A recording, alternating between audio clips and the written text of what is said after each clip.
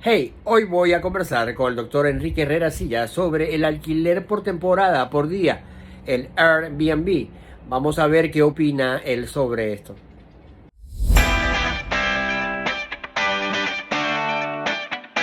Buenas tardes, buenos días, buenas noches. ¿Cómo estás, Gerardo? ¿Cómo te ¿Cómo ha ido? estás? ¿Cómo Bien, te ¿y ha ido? tú? Bien, ¿cómo andas? Todo bien, gracias a Dios. Quiero hablar de los alquileres por día, por temporada, ¿sabes? Correcto. Y es que es algo que yo creo que se va a poner muy de moda. Sí, Y es sí, que sí. yo sé que hay mucha gente que se fue del país y yo sé que muchos no van a regresar y la gran mayoría no va a regresar. Pero yo creo que todo el mundo va a venir a ver a su mamá. Y todo el mundo va a venir a ver a un familiar. Y todo el mundo va a aprovechar y se va a ir para la playa, se va a ir para Margarita, se va a ir para Los Roques, se va a ir para Cuyagua, se va a ir para Morrocoy, se va a ir para las diferentes eh, ciudades del interior inclusive. Pero Caracas también. Y me llama la atención porque estamos en un país en donde de verdad sabemos que la infraestructura hotelera no es tan fuerte, pues. Entonces, sí creo que viene el mercado de Airbnb, los apartamentos por hora, por temporada, por día. Y quería hablar de eso contigo hoy. Tengo una serie de Sí, preguntas. Y bueno, mira, la primera, el alquiler por día o a través de las plataformas como la Airbnb, se considera jurídicamente un arrendamiento regido por la ley de arrendamiento de vivienda o se cataloga como un servicio de hospedaje.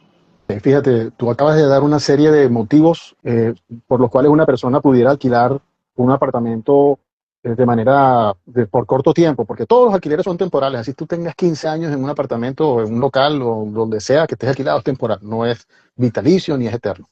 Pero para que la gente entienda, temporal por temporadas cortas, por ejemplo, carnavales, Semana Santa, 2 meses, X. Tú acabas de dar una serie de motivos, por ejemplo, gente que viene de un país a visitar a su familiar o que quiere venir de pronto a visitar nuestros hermosos paisajes, o de pronto, por ejemplo, una persona que se viene a hacer un tratamiento médico que dura 15 días, por ejemplo, etcétera, etcétera, etcétera. Hay varias modalidades, pero son temporadas cortas. ¿Y qué pasa? ¿Cuál es la importancia de la pregunta tuya de que se trata del alquiler de espacios habitacionales, de residencias, de viviendas? Eh, entonces tú dirías, bueno, me preguntas, esto si yo lo alquilo tiene el mismo régimen legal que si yo alquilo una vivienda por 6 meses, por un año, me agarra todo ese rollo de la tsunami, del decreto contra desocupaciones arbitrarias, que si la ley de regularización y control de arrendamiento de viviendas podría perder el apartamento, si el inquilino se porta mal. No, la respuesta para la tranquilidad de todos es que no, porque la ley de regularización y control de arrendamiento de viviendas señala que las viviendas, por supuesto, el alquiler de viviendas tienen que ver con esa ley en cuanto y en tanto se refieran al hogar. Vivienda eh, tú puedes definir una vivienda en un espacio cerrado que tenga lugares con condiciones para habitar, por ejemplo, que tenga una cocina, un baño, una habitación y un espacio. Eso es una vivienda, pero realmente el término vivienda jurídicamente que habla de esa ley es el hogar, es el lugar donde tú estás allí, donde tú o gente contigo, puede ser tus familiares, que estén contigo allí, que pasen tiempo allí, que tú comas allí, hagas tus necesidades fisiológicas allí, te bañes allí, etcétera, veas televisión o veas tus teléfonos y pases tu tiempo allí. Entonces, que tú habites ese inmueble de manera ya permanente. Eso no es lo que ocurre con este tipo de alquileres, que es un híbrido, porque no me voy a referir específicamente a los hospedajes, pudiera ser más, o sea, se asemeja más al hospedaje. Okay. Por supuesto, si tú alquilas varias viviendas de manera habitual, profesionalmente, deberías estar inscrito en el Ministerio de Turismo, tener un registro, tener unos permisos, etcétera. Pero una persona que de pronto tiene un apartamento en la playa y quiere alquilarlo, o una casa con piscina y quiere alquilarlo un fin de semana, no necesita estos permisos y no lo agarra esta ley. La ley que comprende este tipo de alquiler es el Código Civil, ni siquiera es la ley de arrendamientos inmobiliarios, mucho menos la de arrendamientos de uso comercial. Código Civil, que es muy sencillito y las normas están muy claras allí. Ok, ok, Enrique. Y dime una cosa, si un huésped decide no irse después del tiempo acordado, ¿qué mecanismos legales tiene el propietario, considerando que en Venezuela los desalojos de vivienda están protegidos por las leyes especiales? Primero, como te dije antes, no comprende esa ley, porque es una ley es un hospedaje, no es realmente un hospedaje, no profesional, pero sí, tú alquilaste tu casa por un fin de semana o por una semana, la temporada de Semana Santa o vacaciones escolares, un ejemplo, temporada de sembrina. Finalizó la temporada o finalizó el fin de semana, Claro, ¿qué debes hacer?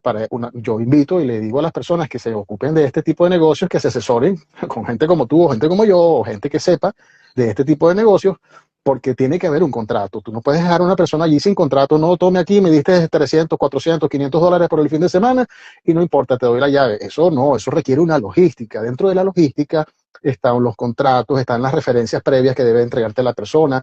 Tiene que haber inclusive lo correcto, lo ideal es que hubiera un seguro de responsabilidad civil general en beneficio del arrendador en este caso, que es, entonces en ese contrato, generalmente yo recomiendo siempre que se deje constancia que la ocupación es compartida. Es decir, ellos están aquí, pero tú también estás ahí. Aunque tú te vayas de tu casa, tú no has dejado de poseer esa vivienda y ellos están ahí compartiendo contigo. Eso ocurre mucho.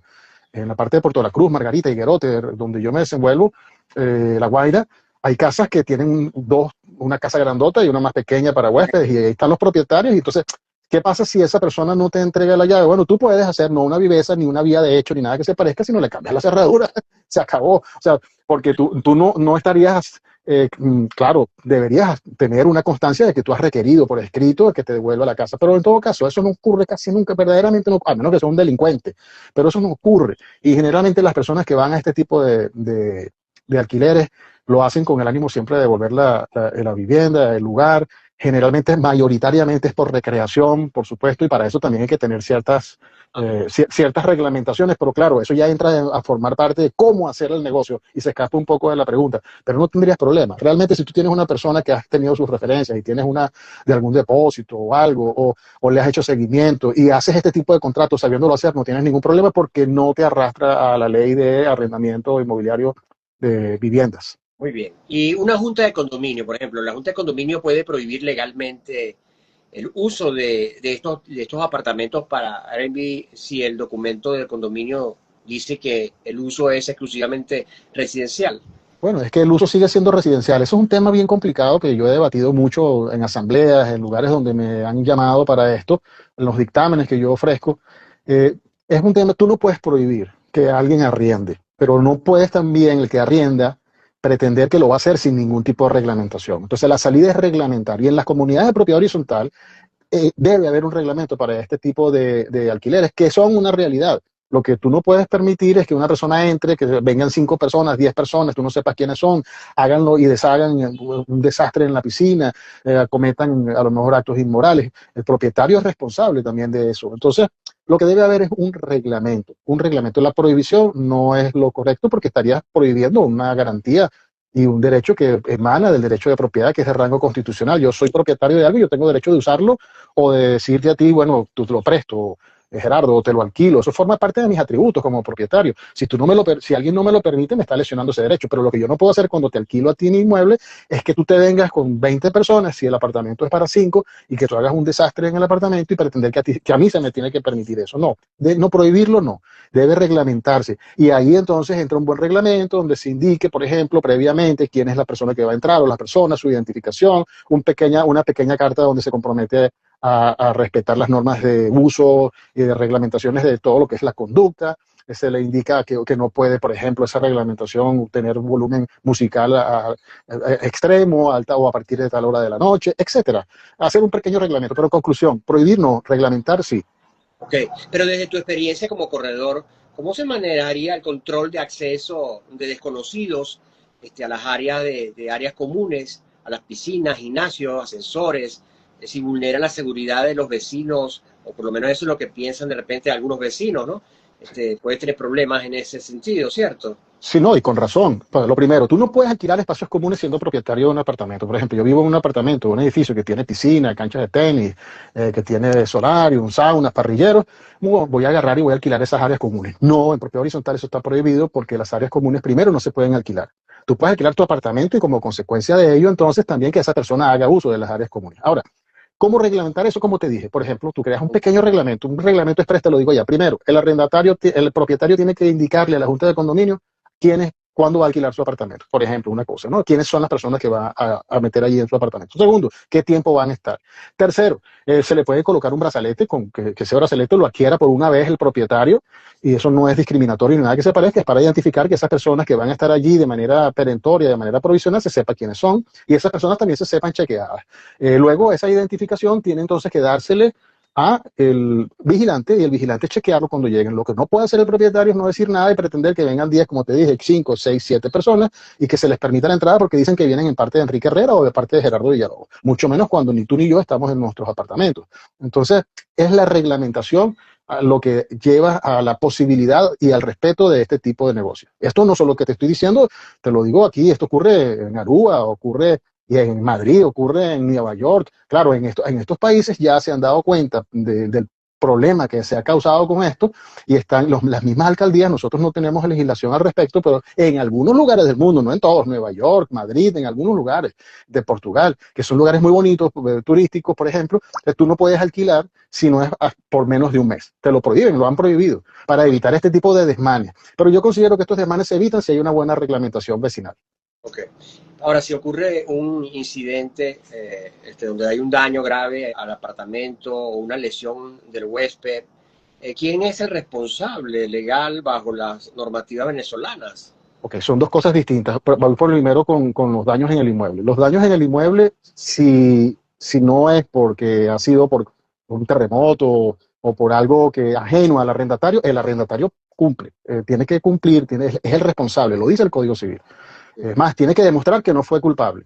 El arrendatario es quien debe responder. Si yo te alquilo a ti un apartamento con unas mesas, con unos televisores, con un aire acondicionado, tú no me lo puedes, y están en buenas condiciones, no puedes devolvérmelo en malas condiciones. El arrendatario responde, siempre responde, a menos que, inclusive no solo el arrendatario, las personas que estén con él.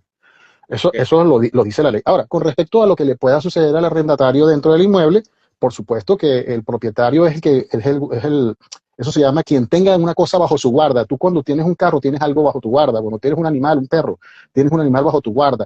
Tú como propietario eres de esa cosa, de ese bien, eres responsable de eso que tienes bajo tu guarda. Los daños que esa cosa, que ese inmueble pueda causarle a alguien, tú respondes por ello.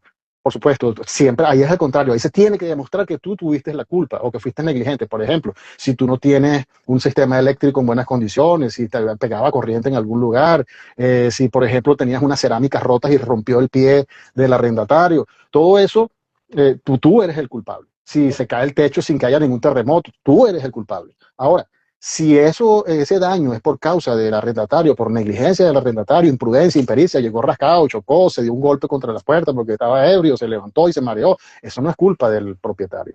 Pero en principio entendamos que los daños del inmueble interno cuando está arrendado les corresponde al arrendatario y los daños que ocasiona el inmueble en principio le corresponden al arrendador y por eso es importante también suscribir una póliza de seguro para que esto pueda beneficiar al arrendador. Muy bien. Ok, y realmente, ¿tú crees que es rentable alquilar por días en Caracas o en zonas turísticas? ¿Es más rentable que un alquiler convencional de 6 meses o un año? Siempre es más rentable, sí, es más rentable, pero es también más trabajoso. Tú tienes que tener una logística, o sea, tú tienes que tener una manera de alquilarlo, puedes hacerlo a través de estos portales Airbnb, por ejemplo, es uno de tantos que hay, pero o lo puedes hacer tú directamente o a través de un corredor que sea especialista en esto, pero tienes que montar una plataforma, eso no es tan sencillo, pero una vez que tú tienes la plataforma y que tienes eso organizado, definitivamente, porque a lo mejor por un día te pueden pagar 100, $200. Si tú multiplicas eso a lo mejor por 15 días, pues imagínate, a lo mejor mira, son $15,000 al mes, que eso no te lo vas a ganar a lo mejor tú no podrías alquilar eso, o $1,500, perdón.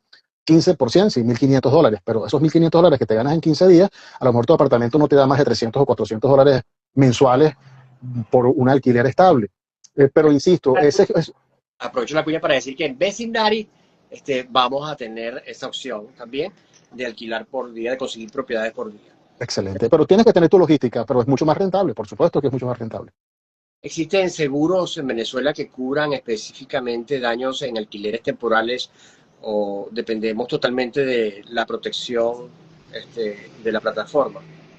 Bueno, si la plataforma te da la opción cuando es Airbnb, por ejemplo, te da la plataforma, te da ya el seguro. ellos te descuentan en lo que cuesta el seguro. Ellos tienen un seguro allí en colectivo que es muy económico, pero en Venezuela hay pólizas inclusive internacionales para cubrir responsabilidad civil general. Es decir, que si se incendia, que si le pasa algo al inquilino o a sus personas, inclusive contra terceros, todo eso tiene una serie de coberturas específicas, coberturas locativas, coberturas vecinales, coberturas de predios o a terceros, todo eso está dentro de la póliza, no es muy costosa.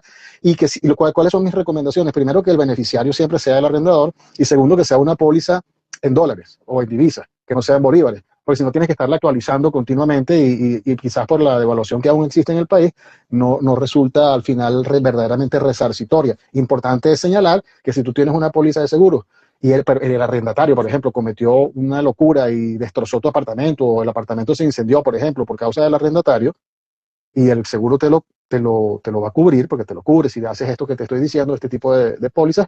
La compañía de seguros luego tiene una acción de repetición, es decir, le puede volver le cobra al arrendatario, es decir, sí, yo le pagué al arrendador, tenía que pagarle, pero ahora te cobro a ti por tu negligencia, pues tú no debiste haber hecho esto, o debiste haber hecho otra cosa que no hiciste, y pues debido a eso ocasionaste el daño en el apartamento. Pero sí, en Venezuela hay pólizas que sirven para eso.